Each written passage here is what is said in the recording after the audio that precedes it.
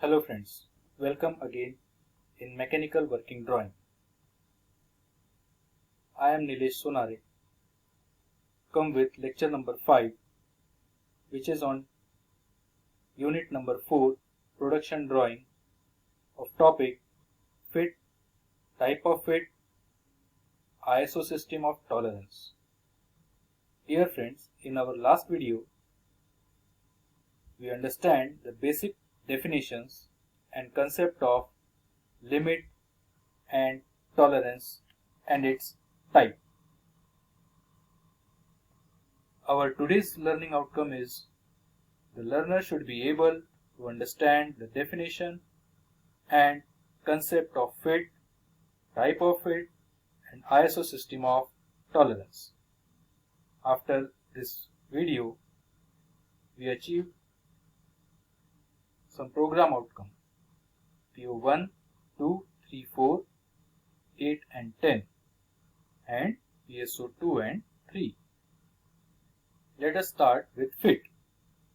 What is fit? The relation between two mating parts is known as fit. Relation between दो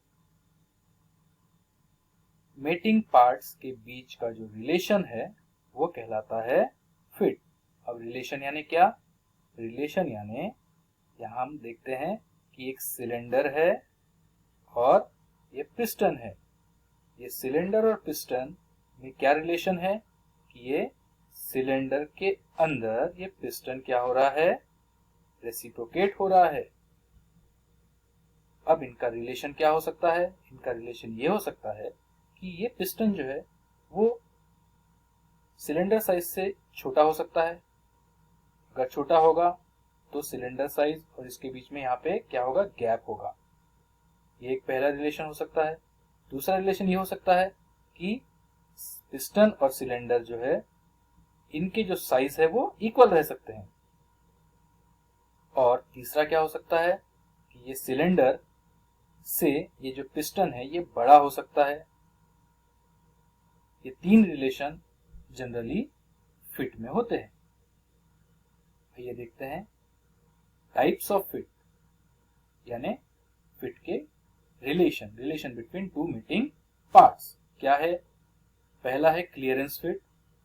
इन this fit hole size is greater than shaft. Hole अगर shaft से बड़ा है तो उसमें clearance आएगा, gap आएगी, उसे हम कहते हैं क्लियरेंस फिट। इंटरफेरेंस फिट में क्या होगा कि होल साइज जो है वो शाफ्ट साइज से छोटा होगा और ट्रांजिशन फिट में होल साइज और शाफ्ट साइज ये इक्वल होगी। So let us see the definition of clearance fit. The clearance fit is a fit that gives a clearance between two mating parts. दो mating parts में अगर clearance रहेगा, gap रहेगी तो उसे हम कहते हैं क्लियरेंस फिट। इसका एग्जांपल हम क्या लेंगे? इसका एग्जांपल हम ले सकते हैं कि जब हम टू व्हीलर को कहते हैं कि इसका इंजन चेंज करना पड़ेगा यानी पिस्टन चेंज करना पड़ेगा। वो पिस्टन चेंज क्यों करना पड़ेगा? क्योंकि पिस्टन साइज जो है वो होल साइज से छोटी होती है और पिस्टन साइज अगर छोटी हो गई तो हमें पिस्टन चेंज करना पड़ता है। पिस्टन को चेंज करना क्यों? क्योंकि उसमें क्लियरेंस आ गया है, उसमें गैप आ गई है, तो कंबंशन जो है वो प्रॉपरली नहीं हो पाता है, इसीलिए हमें पिस्टन चेंज करने को कहा जाता है। तो वो क्यों चेंज करने को कहा जाता है? क्योंकि वहां पे कौन सी फिट होती है? फिट प्रोड्यूस होती है, सिलेंडर साइज जो है वो बढ़ जाता है, इसीलिए वहां पे क्लियरेंस आता है। ये उस फिट को हम कहते हैं clearance fit. Next is interference fit. If the difference between the hole and shaft size is negative. अब ये क्या आएगा? इसका एग्जांपल नेगेटिव का मतलब ये कि शाफ्ट जो रहेगा वो बड़ा रहेगा और होल जो रहेगा वो छोटा रहेगा। जैसे हम बियरिंग को शाफ्ट के ऊपर अगर फिक्स करना है तो हमें हमेशा जो बियरिंग का इनर होल होता है वो शाफ्ट से छोटा रहता है और हमें उसे प्रेस करके फिट करना होता है। इंटरफेरेंस फिट को हम प्रेस फिट भी कहते हैं। नेक्स्ट है ट्रांजिशन फिट। दिस फिट में results in either an interference और अ क्लियरेंस। वो इंटरफेरेंस भी रह सकता है या क्लियरेंस भी रह सकता है। क्यों? क्योंकि दोनों भी साइज कैसे रहेंगी? Same. Now let us see this example clearance fit. यहाँ पे क्या है देखिए, क्लियरेंस फिट कैसा है हमने अभी भी देखा कि होल साइज, यहाँ पे ये क्या है? होल है, ये होल है और ये शाफ्ट है। ये शाफ्ट साइज होल साइज से कैसी है? छोटी है। इसीलिए यहाँ पे देखिए इतना क्या आ रहा है? क्लियरेंस आ रहा है। देखो यहाँ से यहाँ तक का क्या है? ये क्या है? Minimum clearance. और यहाँ से यहाँ तक का क्या है? ये मैक्सिमम क्लियरेंस। तो ये अगर क्लियरेंस आ रहा है, गैप आ रही है, तो उसे हम क्लियरेंस फिट कहेंगे। Transition fit. ट्रांजिशन फिट यानी क्या? कि होल साइज और शाफ्ट साइज कैसी रहती है? इक्वल। तो यहाँ पे अलग शाफ्ट दिया ही नहीं है क्योंकि शाफ्ट और होल साइज तो सेम ही रहेगा। Next transition interference fit. Interference fit में क्या कहा हमने कि शाफ्ट कैसा रहता है? होल से बड़ा। अब यहाँ पे देखिए, यहाँ ये जो गैप रहेगा ये देखिए बड़ा है, इसलिए इसको बोला है मैक्सिमम इंटरफेरेंस। और ये जो गैप है ये बोला है मिनिमम इंटरफेरेंस। ये किस चीज का गैप है? यहाँ पे देखिए ये है lower limit of hole, lower limit of hole. और ये क्या है? Upper limit of shaft. ये ऊपर वाला लिमिट है, अपर लिमिट ऑफ शाफ्ट। तो इनके बीच का जो गैप है वो कहलाता है मैक्सिमम इंटरफेरेंस। और ये क्या है? अपर लिमिट ऑफ होल और ये है लोअर लिमिट ऑफ शाफ्ट। इसका गैप क्या कहलाएगा? Minimum interference. तो ये होता है interference fit. Now let us see how we can find the type of fit by the problem. Here the ये प्रॉब्लम में क्या गिवन है? शाफ्ट साइज गिवन है जिसका डायमीटर है 30। ये 30 यानी कहलाएगा बेसिक साइज। इसका अपर लिमिट और इसका लोअर लिमिट। वैसे ये होल साइज, इसका भी देखिए बेसिक साइज 30 है और इसका अपर लिमिट और ये लोअर लिमिट। हमें क्या करना है? हमें फाइंड करना है कि टाइप ऑफ फिट। अब इसको सॉल्व कैसे करेंगे हम? देखिए hole size maximum hole size हमें निकालना है पहले और मिनिमम होल साइज निकालना है। होल साइज होल पे कॉन्सेंट्रेट करिए। बेसिक साइज 30, दोनों जगह 30 लिखिए। अपर यानी ये मैक्सिमम, अपर यानी मैक्सिमम, मैक्सिमम होल साइज क्या है? 30 प्लस 0.02। 30 प्लस 0.02 इसकी वैल्यू आएगी 30 प्लस 30.02। वैसे ही मिनिमम यानी lower, minimum hole size 30 minus 0.04, 30 minus 0.04 इसकी वैल्यू आई है 29.96। सिमिलरली फॉर शाफ्ट साइज, अब हम शाफ्ट साइज की तरफ कॉन्सेंट्रेट करेंगे। यहाँ पे भी बेसिक साइज क्या है? 30। Maximum shaft size, minimum shaft size. Maximum यानी upper 30 minus 0.02, 30 minus 0.02 equal to 29.98।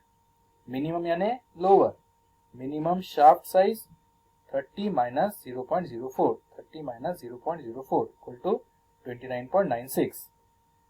देखिए मैक्सिमम अलाउंस और मिनिमम अलाउंस, ये दो चीजें हमें फाइंड आउट करनी है। कैसे फाइंड आउट करेंगे हम ये दो चीजें? हम पहले मैक्सिमम अलाउंस लिखेंगे, मिनिमम अलाउंस लिखेंगे।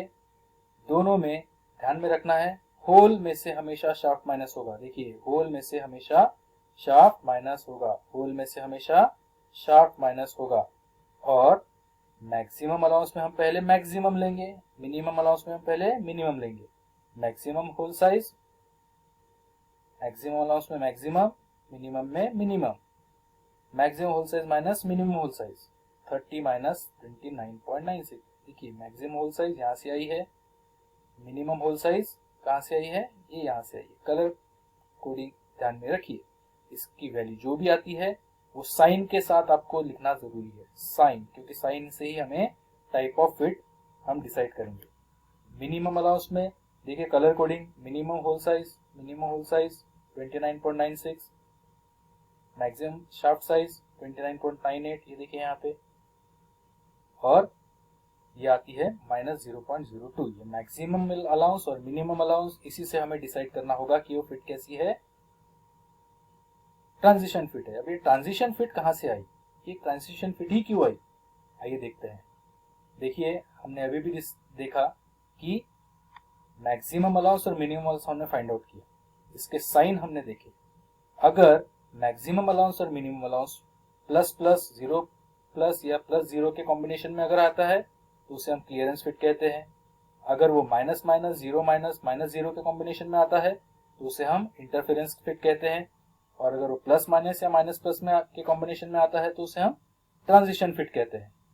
देखिए अभी यहाँ पे हमें क्या आया है, प्लस और माइनस का कॉम्बिनेशन आया है, मैक्सिमम अलाउंस प्लस और मिनिमम अलाउंस माइनस, इसीलिए हमने इसको क्या कहा है, ये ट्रांजिशन फिट है। ये टेबल आपको ध्यान में रखना है। Now see the ISO system of tolerance. ये आईएसओ सिस्टम ऑफ टॉलरेंस क्या है, आईएसओ सिस्टम टॉलरेंस में हमें ये वैल्यू दी रहती है 35 कैपिटल H7 और 35 स्मॉल h7। ध्यान में रखिए 35 यानी बेसिक साइज, और उसके बाद की जो वैल्यू रहेगी 7 यानी वो आईटी ग्रेड फॉर होल। दोनों जगह पे देखिए सेम है, फर्क कहाँ रहेगा, यहाँ पे कैपिटल और स्मॉल में। ये कैपिटल अल्फाबेट अगर रहेगा तो उसको हम कहते हैं फंडामेंटल डेविएशन ऑफ होल। ये ए भी हो सकता है, जेड भी हो सकता है, और बीच की कुछ भी वैल्यू रह सकती है, अल्फाबेट रह सकते हैं, जी रह सकता है, ये पी रह सकता है। अगर कैपिटल रहा तो वो होल, और अगर स्मॉल रहा तो वो शाफ्ट। ये है ISO system of tolerance. Dear friends, our today's unit outcome achieved is identify fit required between mating parts of machine component based on the given tolerance value.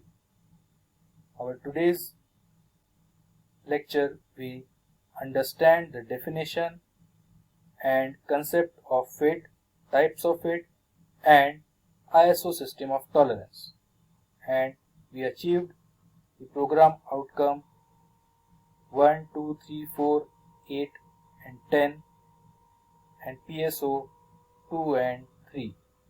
Dear friends, after seeing this video, you have to complete the assignment where you have to define fit and types of fit, then solve these two problems and find the type of fit. Thank you for watching this video. In next session, we are going to study about geometrical tolerance and general welding symbols. Thank you.